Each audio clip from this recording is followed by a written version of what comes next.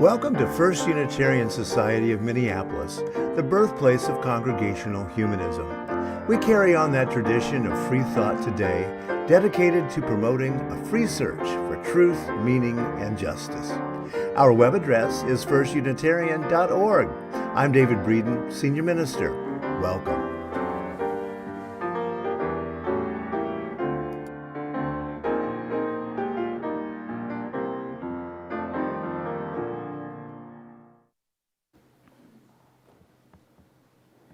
Welcome to First Unitarian Society of Minneapolis on this Sunday, October the 1st, 2023. First Unitarian Society is a member congregation of the Unitarian Universalist Association of Congregations.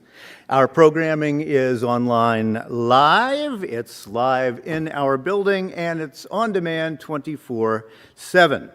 Many of our congregation are at our retreat to the woods this weekend. What a beautiful and warm weekend, and we hope you're all having a great time out there. I'm joined today by our music director, Mike Vosich, over here.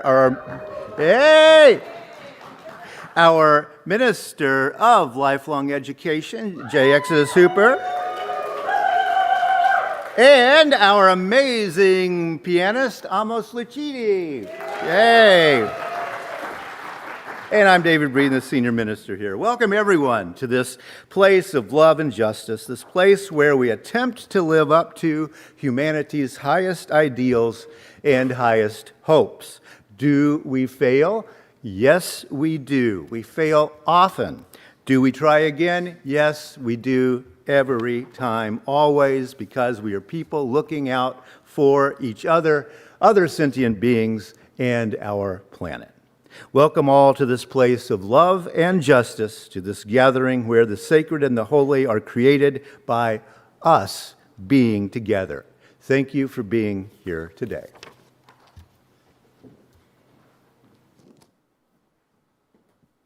Hi, good morning, everyone. I'm going to play three pieces today, and I decided to tie them a little bit into the theme of the month, which is heritage. So, of course, many of you already know me, and you know I'm Italian-born, but I lived for a long time in Mexico. So I decided to choose two pieces by two composers from those countries. The first one, it's a Mexican piece by José Rolón. He was another important composer of the first half of the 20th century, and this piece is inspired in folklore of Mexico with a little bit of spice of Debussy, French music. Yes, of course, Debussy is influenced, but French music overall. The second piece that I'm going to play is a sonata by Domenico Scarlatti, who is probably the most well-known Italian composer for keyboard.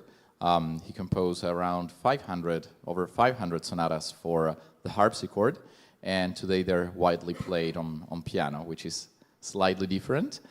And the last piece that I will play, it's an Étude by Claude Debussy, a French composer. And so you might wonder, how does this come into my heritage? I'm not, as far as I know, I'm not French, but I thought that it would be very nice to also embed the concept of heritage into the music itself. So if we think about Scarlatti, he was really one of the first ones to explore what different colors and effects an instrument could offer or he could obtain. So he was very characterized by this experimentation on the instrument. And I would say one of the best examples in the 20th century is, of course, Claude Debussy. Bringing probably the piano to its extremes of what it can do in terms of colors and ambience and things like this. And of course, the first piece is tied into that as well, José Rolón being highly influenced by two very strong heritage. The first one, of course, the Mexican folklore culture, but also this attention to color and that he got in France. He studied for about 6 or 7 years in France.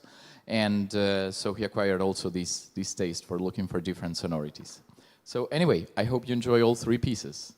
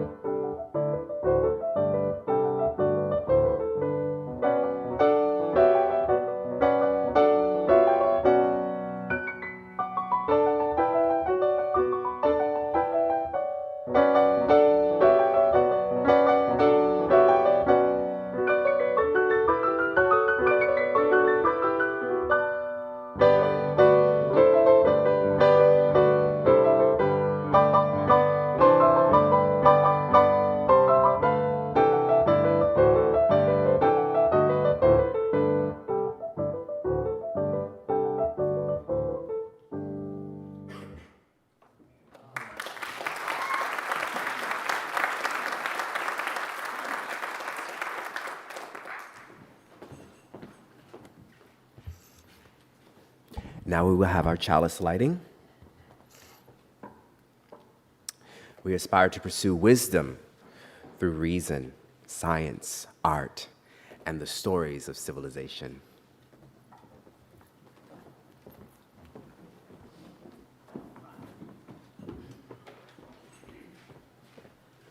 We will now sing together, so please stand as you are able and join in singing We Give Thanks. It's number 110 in the Teal book if you're interested. Otherwise, you'll find the words up here. There's only one verse. We'll be singing it through twice.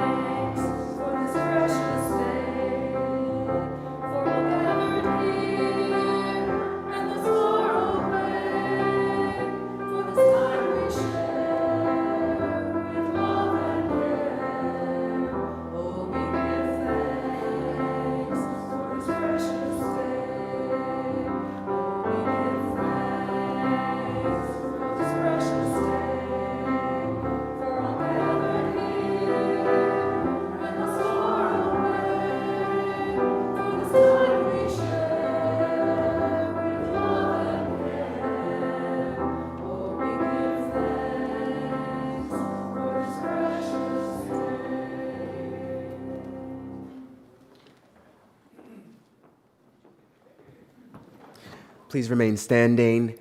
Thank you, Audrey. Now we will have our congregational covenant. Love is the spirit of this place, and service its law. This is our great covenant, to dwell together in peace, to seek the truth in love, and to help one another. You may be seated.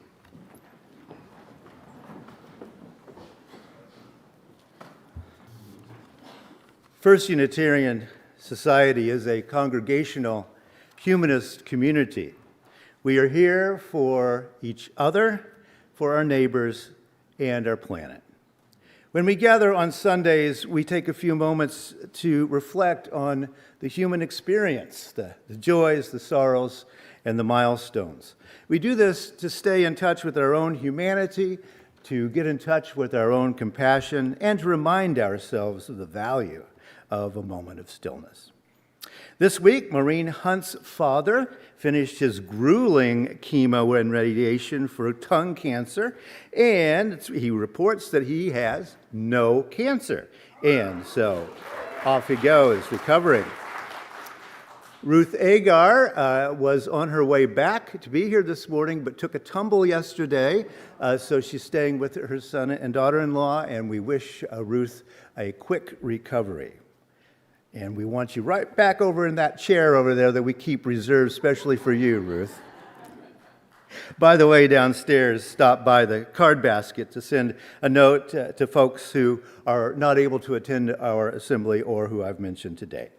And now we take a few moments to reflect on those in our world who work to comfort suffering and to work for justice.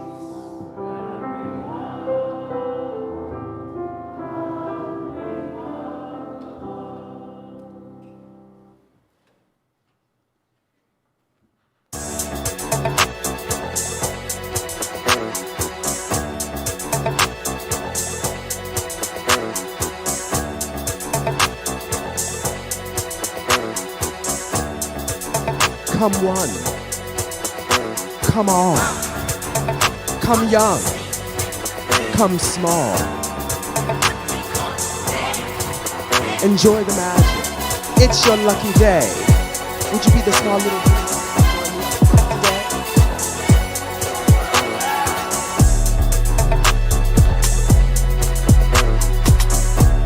So, I have two to play with today. So, today's your lucky day. It is very much so. Because you get to play a game. Again, choose a number 1 through 9 in your head. Tell me. And we'll see what you will today. So, think very closely. Focus.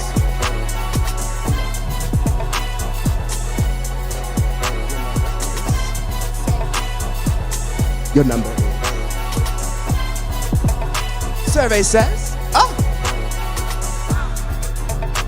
you're good. Let's see if you can get 3 more. Your number. Your number.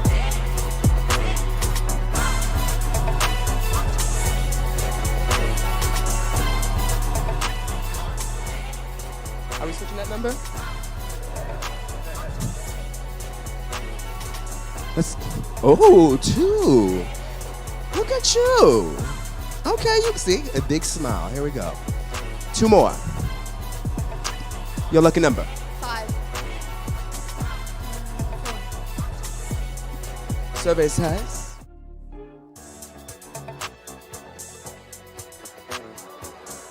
Five. Well, aren't you a happy little victim? How does it feel to be human today? Boring, I'm quite sure. It happens. Those things happen to us. Last number. You've got to win. You're being outrageous. I'm concerned. 9. 9.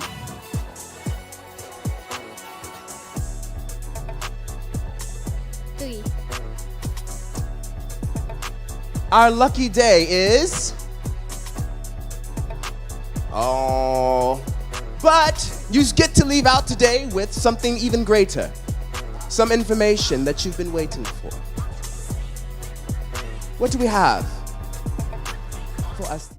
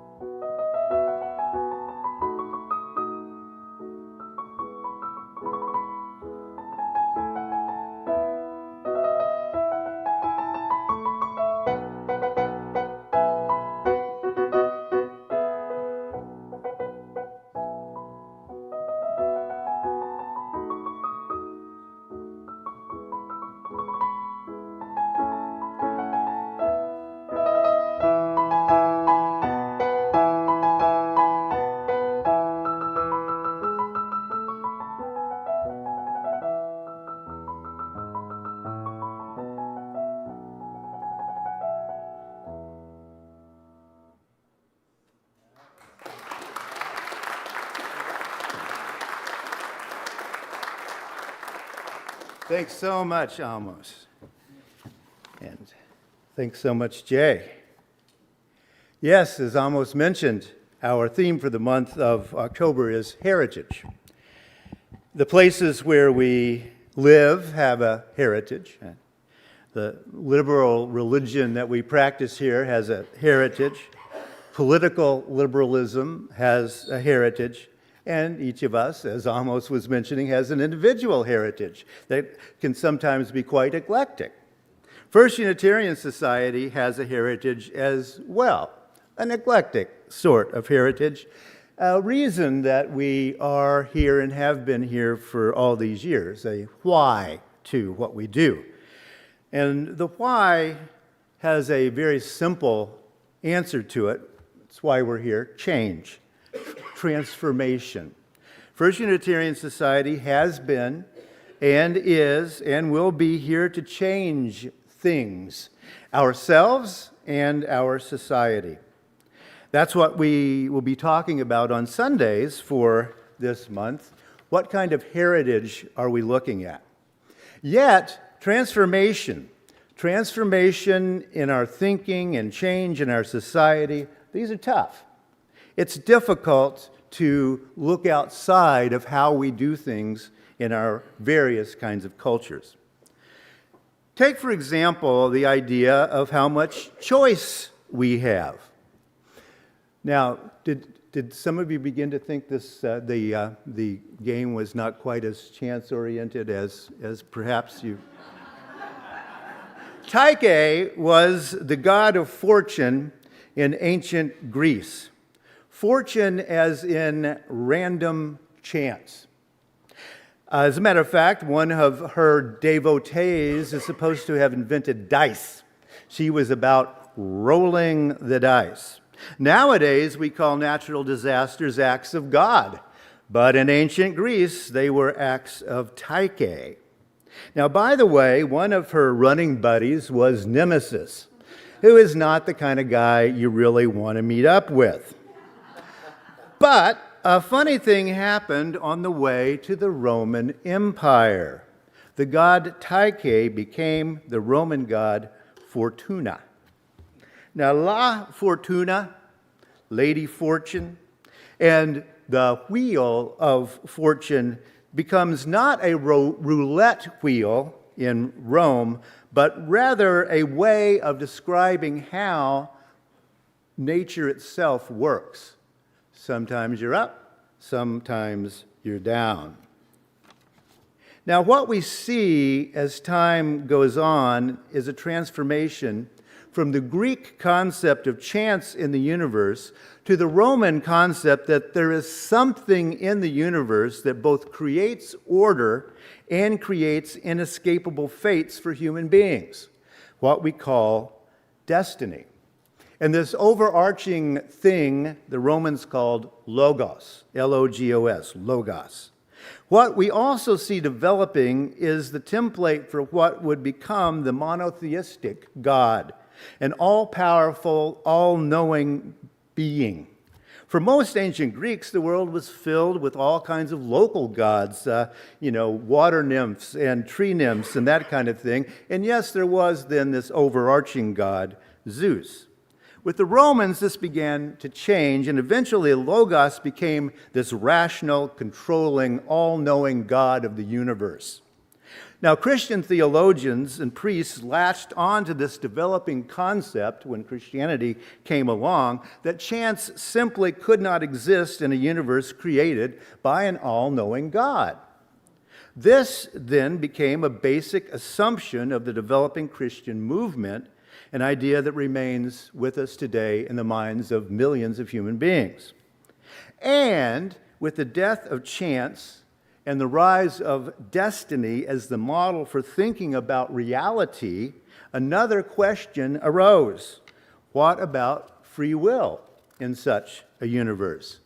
Can we do anything to change ourselves or the circumstances of our lives? What is it about our lives that's up to us? And what is it, luck, chance, and God? Soon, in European-dominated cultures such as the U.S., what people thought of God was able to do was not only about how they could help you, but how they shaped all of human history. Now, our liberal tradition, our liberal religious tradition, came down on the side that human beings can change this, can change this overarching idea of what's going to happen next in the universe. And we also came down on the side that we can transform ourselves in our world. That has been the defining why of liberal religion. Now, wherever you come down on the free will debate, we do know that there is determinism at work in our lives. We talk about the fortunate We talk about destiny and the American dream. Yet, we also face a tragic reality. In the United States today, the zip code where you're born, where you grow up, and where you live affects your fate, as does the color of your skin, your gender, and on and on. We all know this. Many of us here have fought the battle both for ourselves and the sake of our loved ones and our country for many years. Poverty is everywhere in the United States, though if you look at this map, you will see that the Mason-Dixon line is clear and vivid on a map of American poverty. Poverty, hunger, poor health, short lives. The old Confederacy still shows up as a region there, doesn't it? Remind yourself that had the South won the war, the international border would have been the Ohio River. And you can see poverty tracing the Ohio River even today. That would have been the international border, just as the Rio Grande is now the border between Texas and Mexico. That didn't happen, but the effects are as stark today as they have been since the very beginnings of Europeans invading this nation. Your zip code determines a great deal about how your life will play out. Yet, even born into a relatively affluent zip code, most people are pretty well stuck.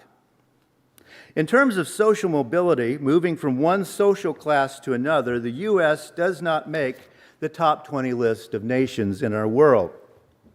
As a matter of fact, though Americans have long sneered at British social class snobbery, by most measures, the UK scores above the US nowadays in terms of social mobility. The UK is not in the top 20 either, but we are below that. Whatever the existence or non-existence of a metaphysical free will in our world and in our nation and in this community, the circumstances of your birth has large effects on what kind of life you will lead, what your fate will be. In an essay titled, that's the top 20 as you can see. In an essay titled Fate, Ralph Waldo Emerson, one of the central thinkers in both liberal religion and social liberalism, addressed social location in the United States in the 1840s like this. He wrote, "Ask the digger in the ditch to explain Newton's laws. The fine organs of his brain have been pinched by overwork and squalid poverty from father to son for 100 years. When each comes forth from his mother's womb, the gate of gifts closes behind him. Let him value his hands and feet. He has but one pair. So he has but one future, and that is already predetermined in his lobes and described in his in that little fat face, pig eye, and squat form. All of the privilege and all the legislation of the world cannot meddle or help to make a poet or a prince of him." That's fate, according to Emerson in the U.S. in the 1840s. Now, Emerson is talking about my family here. Yes, we were already here in that poverty-ridden South, digging ditches, right? Digging and delving, as we used to call it. And yes, it's offensive. And yes, Emerson, even though he was a liberal, was a person of his time, a racist, a sexist, and a classist. We can definitely say that Emerson is making the classic capitalist mistake here as well. What you do makes what you're worth in our culture, right? A classic capitalist mistake. What you do is your worth.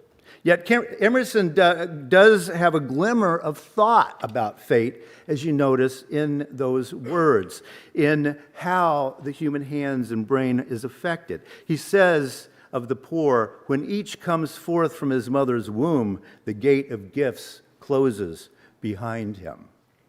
Nature has provided, though culture will clearly do no such thing. Mom took care of you, that's the end. our culture, no way are we going to help you out, right? And poverty writes on the bodies, Emerson points out, he has but one future, and that is already predetermined in his lobes, brain. Of course, this is the days of phrenology, right? Yes, so the baby's brain is already constricted by social class before you're even born. Now, I know that my ditch-digging forebears would have said something along these lines if they had talked to Mr. Emerson. We ain't interested in no egghead Harvard stuff, no how. Right? This is a very human response, isn't it? We don't want what we can't have. We ain't interested in no egghead Harvard thoughts, no how. To me, this is all about opportunity. The chance to be educated if one wishes to be, right? If you want to. My parents didn't have that choice, for example. They were part of this continuum. One change, one transformation that needs to occur in the U.S. today is clearly educational opportunity. It's always been, in our culture, one of the ways out. And that's one of the things that people in our congregation have fought for. We fought for Darwin being taught in public schools back in the 1920s. And indeed, in this state anyway, you can still talk about Darwin in schools. And it's also why we help out in Love Works Academy today. We want people to have the opportunity of education. Emerson was no doubt realistically describing social mobility in the United States in the 1840s, and to a slightly lesser extent in the 1940s. Our job is to change it a lot before the 2040s. That is the why, the heritage of this congregation. Now, one central concept in our society's consideration of fate has been a phrase from the philosopher Heraclitus, who lived in the 400s BCE. Heraclitus is reported to have said, "Character is fate." The phrase suggests that an individual's character fundamentally shapes their destiny or future, emphasizing the importance of personal virtues and vices in determining how you will live your life. Or, at least that's what we think this old cliche means, but actually it doesn't. Ethos is the Greek word often translated into English as character. But we know the word ethos, don't we? It's actually become an English word.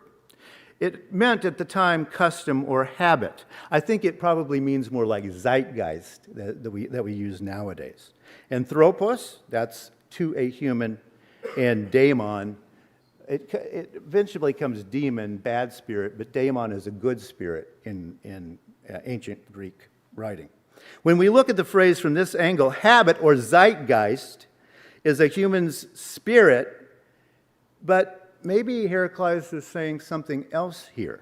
Let's think about it. The English word character derives from the Greek word character, same word, right? Meaning a stamping or an engraving tool. Character, stamping or engraving tool. All right. It's no accident, for example, that Ibram Kendi titled one of his books, Stamped from the Beginning, The Definitive History of Racist Ideas in America. Stamped or engraved from the beginning. Cultural assumptions concerning fate and character are indeed often stamped on our lives from the very beginning. But that's the meaning of character from Greek. After all, English is often using phrases like, oh, that's that person's character traits, right? We expect something to be the same about that person. Actors play a character, but most of the time they have a script. They have something they're supposed to say. It is predetermined in the play how they act. Their character traits toward a particular plot meaning. It develops in a particular way. So in fact, the word character comes with a lot of baggage, both positive and negative. Is character predetermined? Or is it developed? Or Is it both, or is it both and? The waters are clearly muddy, yet I contend that it's absolutely imperative that we consider character, if that's what we want to call it. We can also call it self, can't we? I think. It's imperative to view you, for me to consider me able to change ourselves. That's imperative for acting somehow virtuously in the world. I think it's essential. The fact is, Heraclitus did not choose to use the metaphor of a stamping tool. He didn't write character, though he could have. All right? So he chose not to. We don't use the word ethos in common English usage, but I think it very often, but I think zeitgeist probably gets at it. The world spirit, the idea, the German ideal from Hegel, that there is somehow this whole thing of mental something floating around in our universe, or in our nation that we pick up, in our world that we pick up. Habits, customs, and those kind of things. Now, what's this Babel of languages trying to tell us? All of those words have become English words over time, even anthropos and anthropology, right? They've all become English. So what are we actually talking about? Do we have free will? Do we have free will within certain specific limits? Is it all an illusion? Again, let's go back to the gods and the way the Greeks thought of them. The Greeks created Tyche when the majority of Greeks thought that they did have free will and that actually chance operated broadly in our world.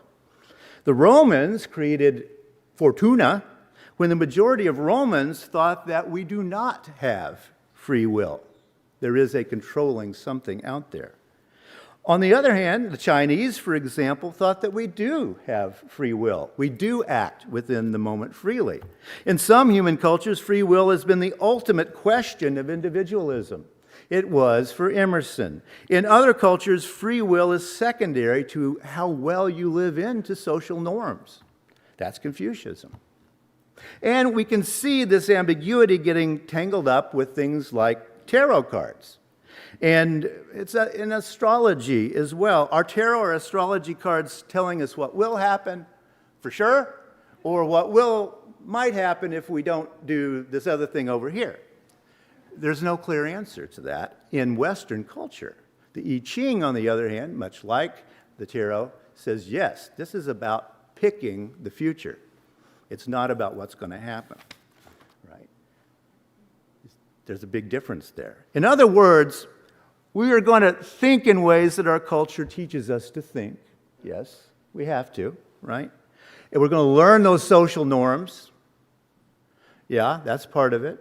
That's part of the ethos, the zeitgeist. But what if those social norms are wrong or even evil? And I think that's what Heraclitus was thinking about. What if the zeitgeist has some evil in it? What do you do? And how do we affect personal change, personal transformation? How is that possible given this thing? How do we change and keep changing? How do we get rid of the detritus of social norms out of our own minds so that we can think clearly? I mean, that is what Henry David Thoreau was talking about with that different drummer idea, wasn't it? Don't listen to the zeitgeist. Don't listen to the ethos. Be yourself and transform yourself by so thinking.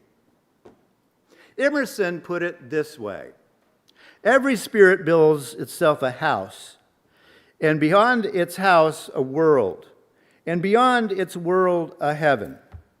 Know then that the world exists for you. Build therefore your own world.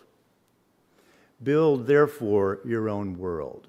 You can build your own house. Now, some of you literary types probably know that Emerson stole this from Blake, the British poet, who talked about building your own house as a personality, building yourself. But for Blake, anyway, it was just like the snail. You have to keep outgrowing your house, and you have to slough it off and build a new house around you, right? But for Emerson, anyway, the idea is that you build yourself into a good house, and then you can expand that on out into our culture. Each of us is stamped from the beginning. We know that. It's scientifically proven. You can prove it by stats any time. We're stamped by our social norms. We're stamped by our social class. We're stamped by all of those social assumptions that we pick up over time.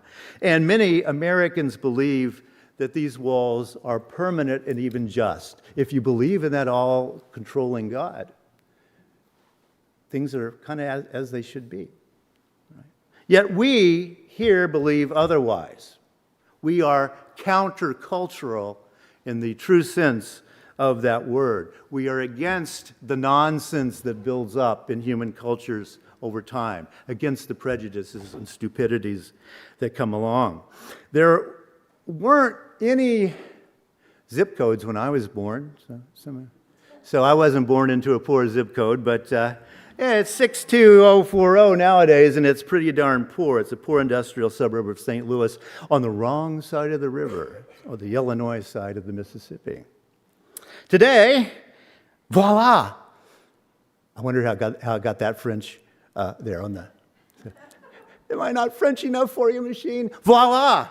Right? I'm on the other side of the Mississippi today, so I must have done something in the last almost going on 7 decades. I don't know.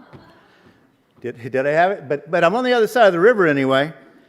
And I owe my ability to do that to our tradition, the tradition of Unitarian Universalist Humanism, because it tells me that the purpose of life is to struggle for a shared life in a shared world for everybody.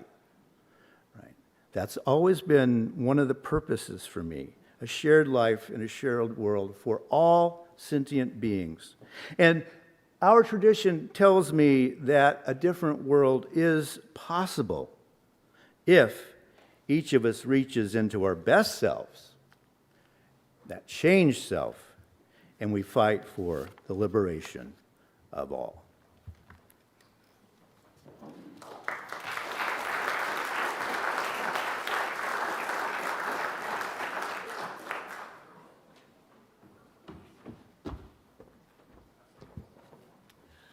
We will now sing together number 131 in the Gray Songbook, Love Will Guide Us. The words are also up here.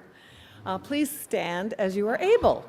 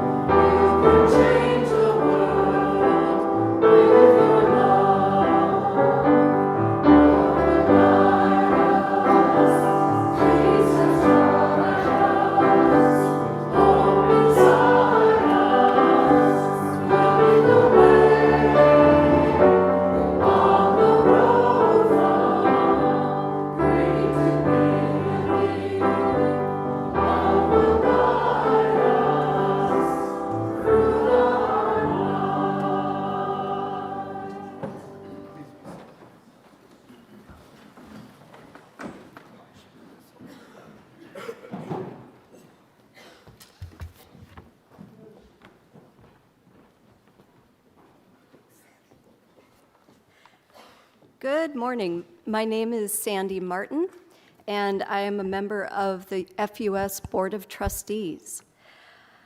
Listening to David's talk today, I was thinking about where I grew up and my zip code that formed my life for the first 18 years. I grew up in the 56560 zip code, which is Moorhead, Minnesota, for those of you less familiar with western Minnesota, that's right across the river from Fargo, North Dakota.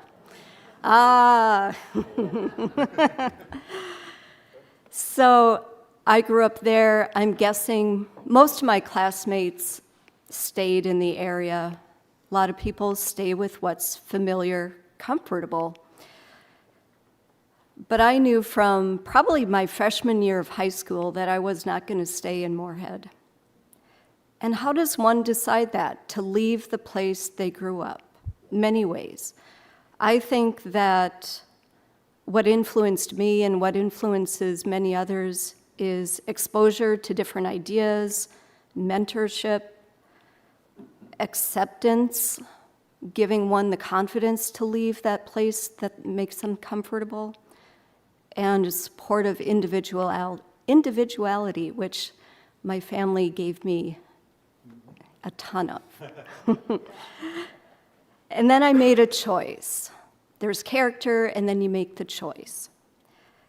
I chose to move here, and then many years later, I chose to attend FUS, and then I decided to become a member, and I found my new family, my new home, my new community here at FUS.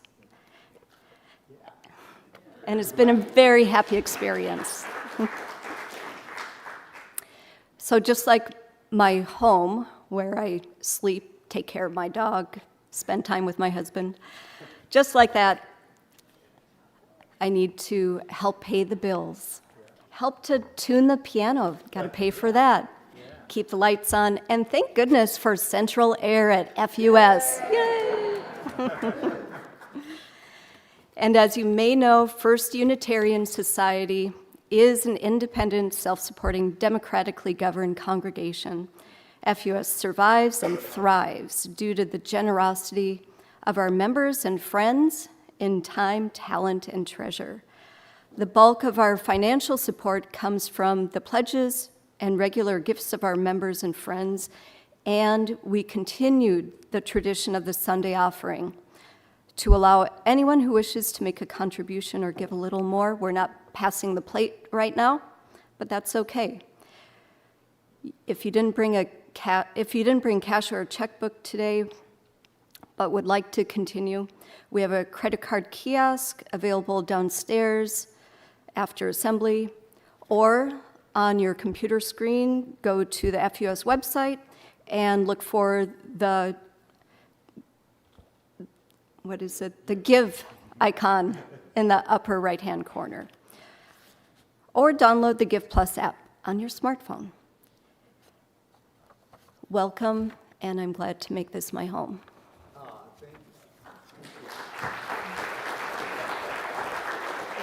Thanks, Sandy. Yeah, well, and one of the wonderful things about talking with new folks joining FUS is the stories of how you got here. Because almost no one accidentally comes to FUS. You pretty well have to decide some very basic stuff to be among us, and it's great when we meet our fellow kind. That's one of the functions of a congregation, I think, is to be like-minded people, but also to question those like minds. After assembly today, if you're in the building, join us. We have roasted pork loin with tarragon and red wine mushroom demi-glace, which is gluten-free. Well, that's fancy. As my parents also would have said, I can't say it, but I can eat it. Blue cheese, whipped potatoes. See, I can go to a Trump rally and fit in. You realize that? I'm invisible in. I know.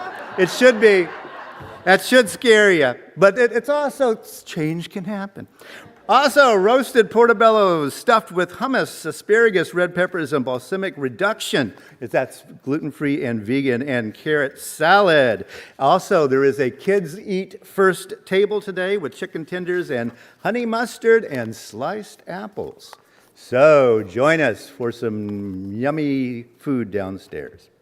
Now, for several months, a task force has been meeting to consider options for updating our beautiful Upper Assembly Hall. This is the UAH, if you haven't run into our terminology. We don't do church words, right? Those of you who don't know us around here. We stopped doing that in 1916, so it's been a while, right? But this is the Upper Assembly Hall with, and you know, we're talking about how do we make this beautiful space even more beautiful, because this place opened in 1951, and some of this is original from 1951. So that is something to think about. The task force is made up of FUS volunteers. It's been asked by the FUS Board of Trustees to make recommendations, and we want everybody's input. Democratically governed congregations. So David doesn't say do that, you know, board president doesn't say do that. We all say, let's do that. So on October 1, that's today, 8 and 15, there will be engagement sessions to engage FUS members in the selection process of our seating. So the most impactful and expensive part of our updates will have something to do with our seating. Now, these are 70-some years old. These trees lived during the Great Depression, right? And they have now perished, and they are rotting among us. Our 72-year-old pews are in need of something, and the options for new seating is one thing, updating them in other ways. You would have to come to the sessions to find out all of the options. So meet up with the UAH task force members at noon today. Here in the Upper Assembly Hall, so you can look at what you're doing. All right. So, also, the countdown has begun on the next Coffee House Cabaret. That will be Saturday evening, October the 28th at 7 p.m. You can come share your talent, please. Mike, I think you will even accompany some people if they ask ahead of time, your beautiful song. Mike can even make it more beautiful. So there you have that. And also, when you exit this morning, do look. A little to the left, you'll see the great prizes for our chili cook-off. Yay! And find out all about that. Come compete. I always do a killer vegan chili. I haven't won yet, but it's a cutthroat competition. So, see you, and think about cooking some beans. You can keep up with everything that goes on here at First Unitarian Society by signing up for our FUS update, and you can follow us on many media channels, Twitter, etc. I guess it's X nowadays, Instagram, and that sort of thing. And please come on downstairs if you're here and enjoy our food.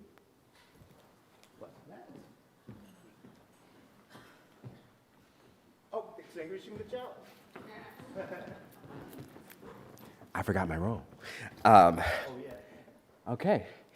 Now we're extinguishing the chalice. We extinguish this flame, but not the light of truth, the warmth of community, for our commitment. All of these we carry in our hearts and in our minds until we gather again.